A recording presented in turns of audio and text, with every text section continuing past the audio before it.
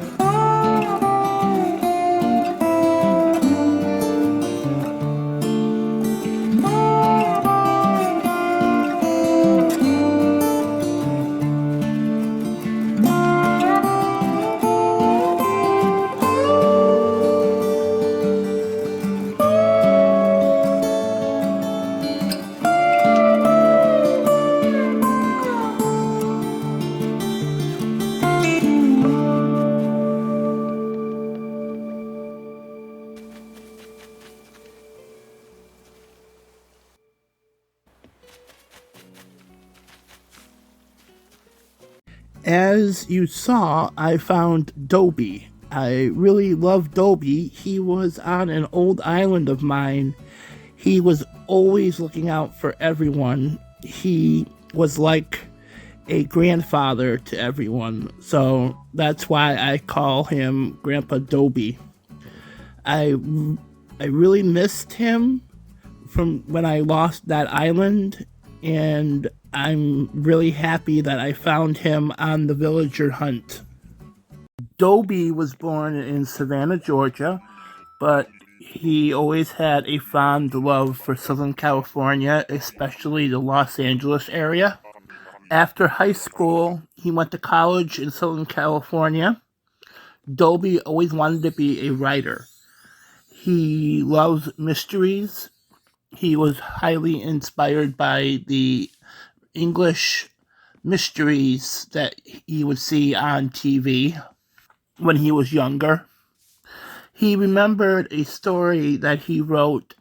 It was a short story that was for a class that he had in high school. It was about a cop in Sausalito, California, who was fired because he found out that his boss, the police chief, is a crooked cop. The story was set in the 1940s. He remembered that he handed it in and the teacher gave him a 0 on the story, and with a little note saying that no one would want to read the story. He wanted to write a whole novel about this story that he wrote in high school. So he had a friend that he graduated high school with who owns property in Topanga, and she has a whole lot of cabins on her property, and he asked her if he could stay in one of the cabins so he could work on the novel, and she said yes. He really loves Topanga because it's quiet and peaceful, and it's away from the busy life of LA. Dobie doesn't like to be around people that he doesn't know, and he also doesn't like to be around a lot of people. So he moved into the cabin until he got the novel finished, which was 6 months.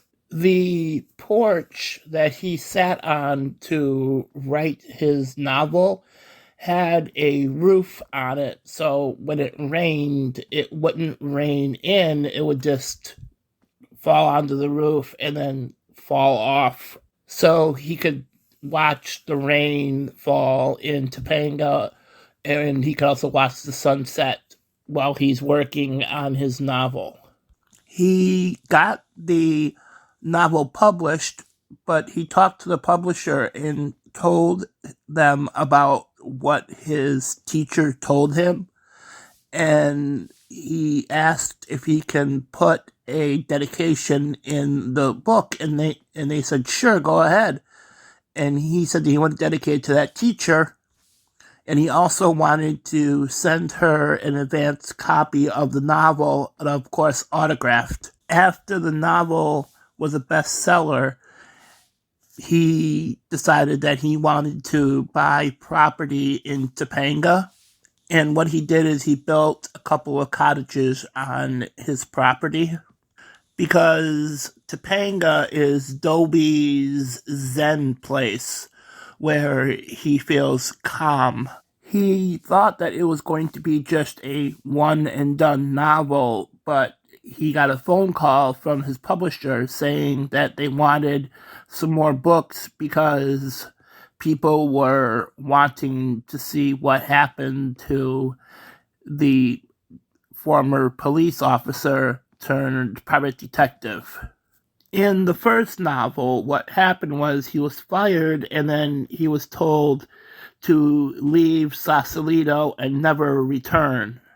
So what he did is he moved to Topanga, and the former cop became a private detective and opened his own private detective business. In the second novel, he got hired by a client whose twin sister went missing, and she wanted the private detective to look into why she went missing. Then he finds out that his former boss was actually married to his client's twin sister. And then he found out that his former boss is part of reason why that his client's twin sister disappeared. And this is all in the novel series that Dobie wrote. In the third novel, the private detective was collecting clues in Sausalito, which he wasn't supposed to go back to, and he got evidence that his former boss is behind the disappearance of his wife, who is the twin sister of the client that hired him. By the end of the novel, he gets into an altercation with his former boss, and that's where the novel ends. Now, the last novel in the series It starts out where the third one ended. The private detective at the end of the fourth novel finds out that it wasn't his former boss's sister-in-law that hired him. It was actually his former boss's wife that actually was the one that hired the private detective. And it was the twin sister that he thought that it was the twin sister in the first place was actually the wife, but the twin sister was the one that disappeared. And at the end of the novel, the wife got revenge on her husband. At the end of the novel series, the private detective ended up not making it because of an altercation between his former co-workers who were also crooked, that worked with the crooked chief of police. And at the end of the novel, she got revenge, and because she couldn't be charged with anything because technically she was listed as deceased. Again, this that I just talked about was part of the novel that Dobie wrote, and it was a fictional novel, and none of it was true. The books were very popular and sold out a lot. He felt that he proved his teacher wrong. He even sent autographed copies of each book to the teacher. He wrote more mystery novels, and he became a popular writer in the mystery genre of writing. Dobie decided to slow down his writing because he's been writing a book every single year. And Dobie was getting very, very lonely because he had a partner when he was in school, but her parents did not like her going out with Dobie because Dobie wasn't a star athlete, and they wanted her to go out with the star quarterback football player. But she wanted to be with Dobie, and her parents made sure that they had to split up because they would show up to dates and start trouble and get Dobie and Dobie's partner thrown out of different places. So Dobie felt that she was the one that got away, and he felt that she was his soulmate. And since he cannot be with her, he wants to just be alone. Dobie was getting tired of being alone, and he decided that he wanted to sign up for the Nook's Deserted Island Getaway Package. So he called the number and talked to Tom Nook, and he told him his backstory. And he even told Tom Nook about what happened with his partner when he was in school. And Tom Nook told him about the community that is on Elowin. He told him that it was a beautiful community where everybody loves each other and cares about each other, and they're not friends. Everybody is considered as family to each other. Dobie was originally skeptical about it.